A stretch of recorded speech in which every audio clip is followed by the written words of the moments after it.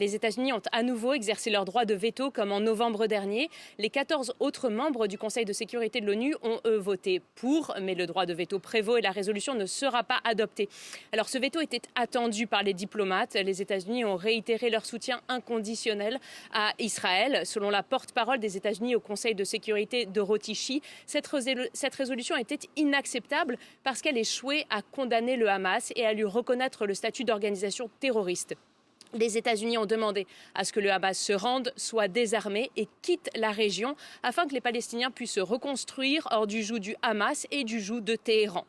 Cette résolution avait été rédigée par les 10 membres élus du Conseil de sécurité et elle insistait sur 3 points. Le premier, c'est le cessez-le-feu immédiat, inconditionnel et permanent à Gaza.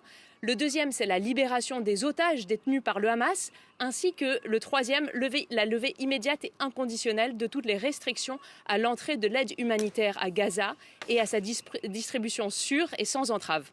Les porte-paroles des autres pays membres, dont la Slovénie, le Danemark et l'Algérie, ont tour à tour pris la parole pour dénoncer le non-respect des règles internationales, notamment à propos de l'aide humanitaire et le très lourd tribut payé par les civils.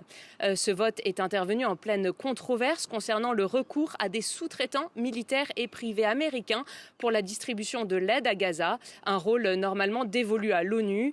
Des civils ont été tués par balles sur des sites de distribution mis en place par la Fondation pour l'aide humanitaire à Gaza, un groupe privé soutenu donc par Israël et les États-Unis.